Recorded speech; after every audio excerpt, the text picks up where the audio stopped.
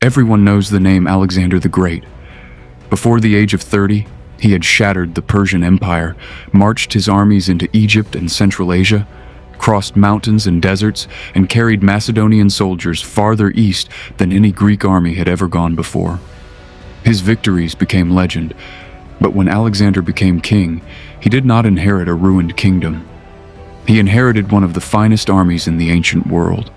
He inherited wealth, experienced generals, a subdued Greece, and even a war against Persia that had already begun. None of it had existed a generation earlier, because before Alexander could conquer the ancient world, someone had to build the machine that allowed him to do it.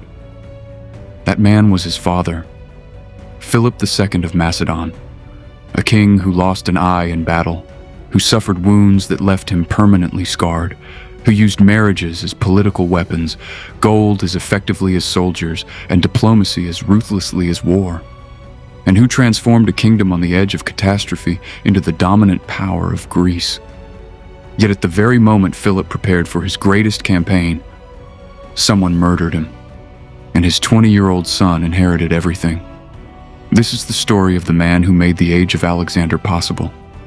Philip was born around 382 BC into the Argead royal dynasty of Macedonia.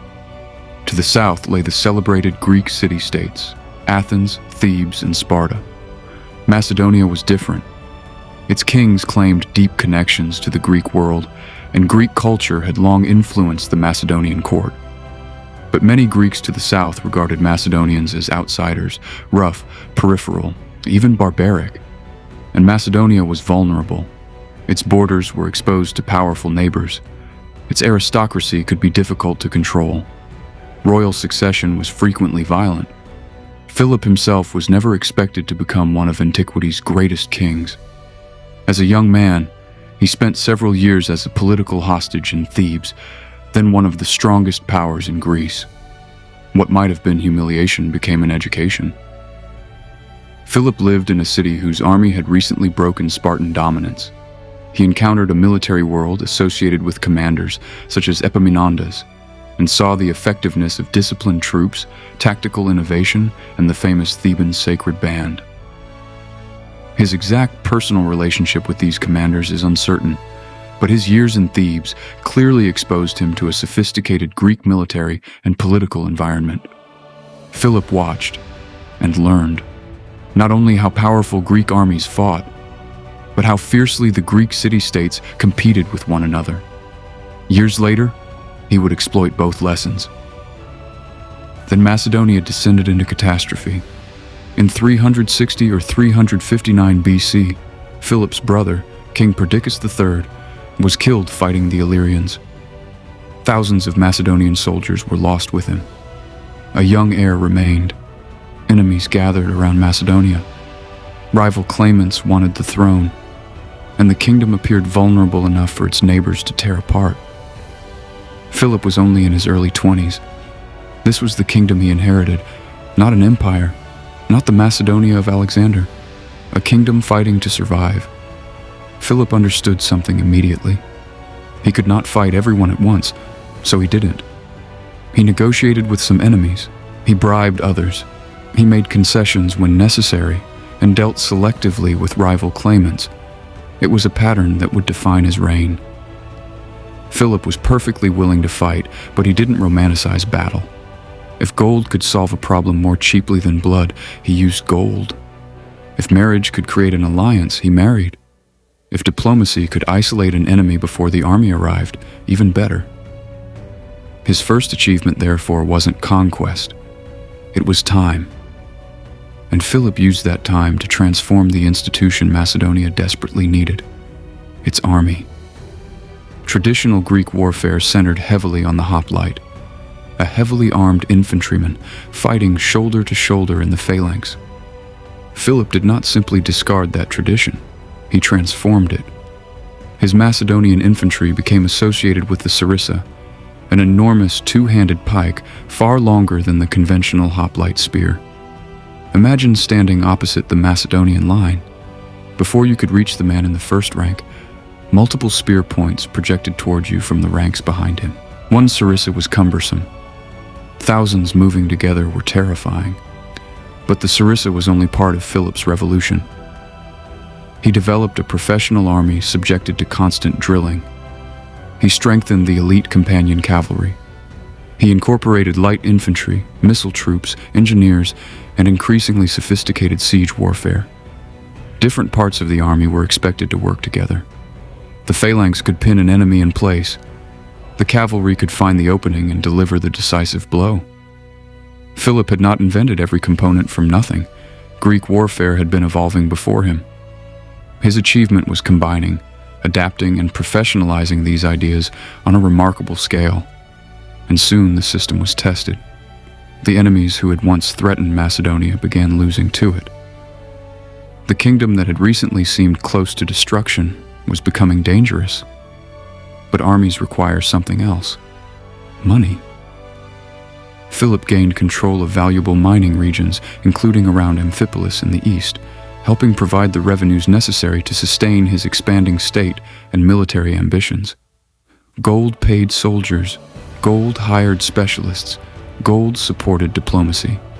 Philip was building more than an army. He was building a state capable of keeping one in the field. Philip's wars also left their marks on him. At the siege of Methone, he suffered a wound that cost him an eye. Other campaigns brought further serious injuries.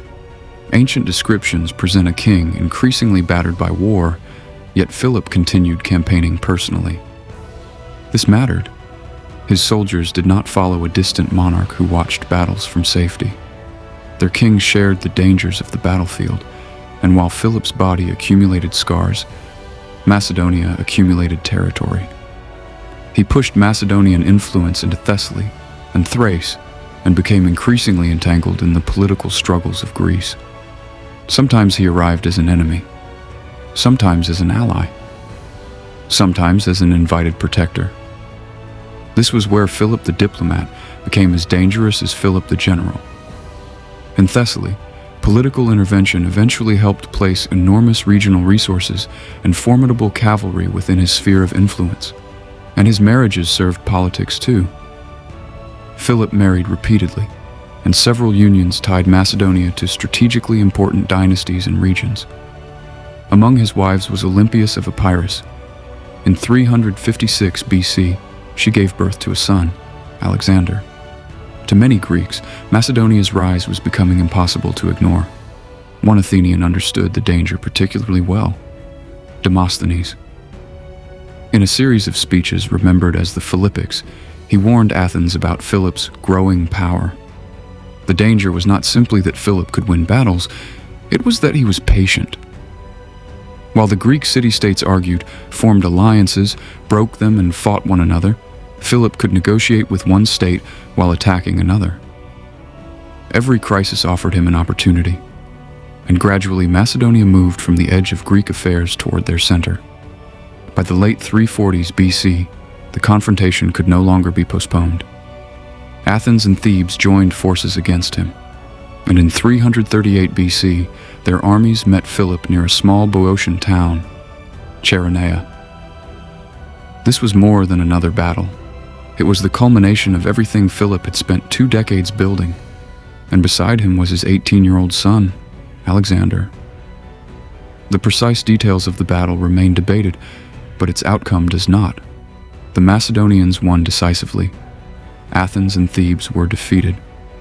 The celebrated Theban sacred band, the military elite of the city where Philip had once lived as a hostage, was devastated. There was a brutal irony to it. Philip had once observed Theban military greatness from inside Thebes. Now the military system he had built helped destroy Theban resistance, and Alexander had been there to witness it. Father and son stood together at the moment Macedonia became master of Greece. Philip did not simply burn Athens to the ground. He needed Greece, because his ambition had moved beyond it. After Chaeronea, representatives from most Greek states were brought together at Corinth. Sparta notably remained outside the arrangement. Philip emerged as hegemon and commander for a planned campaign against the Achaemenid Persian Empire. The scale of the transformation was extraordinary. 20 years earlier, Philip had struggled to keep Macedonia alive. Now much of Greece had been brought beneath a Macedonian-led political and military order, and Philip intended to turn that combined power east. Persia had invaded Greece generations earlier. Now Philip would take the war into Asia. This wasn't merely an idea.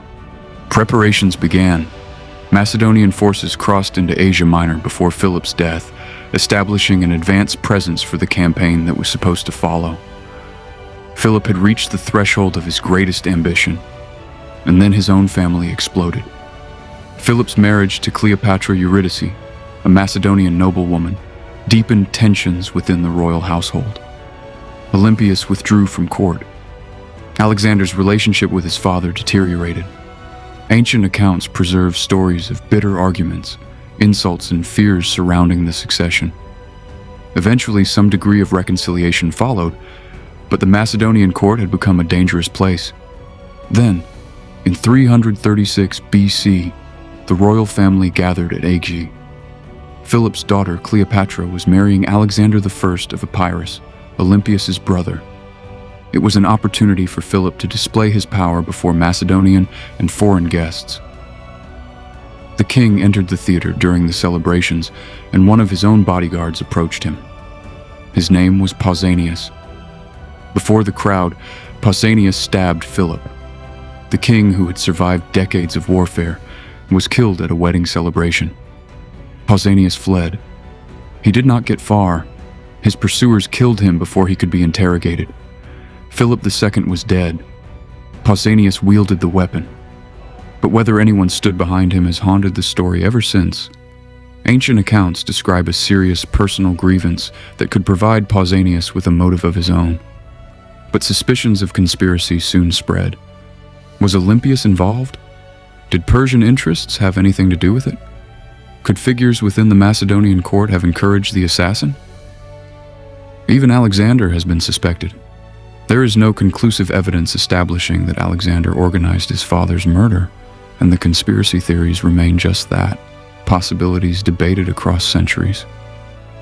The assassin died with whatever answers he possessed, and the timing was extraordinary. Philip had conquered his enemies in Greece. He had established his new political order. His forces were already entering Asia, and at the moment when his greatest campaign was about to begin, he was gone. The throne passed to Alexander. He was 20 years old. And this is where Philip's story changes the way we see Alexander's. Alexander did not inherit an ordinary kingdom. He inherited Philip's professional army, Philip's veteran commanders, Philip's resources, Philip's Macedonian state, Philip's political domination of Greece, and Philip's war with Persia.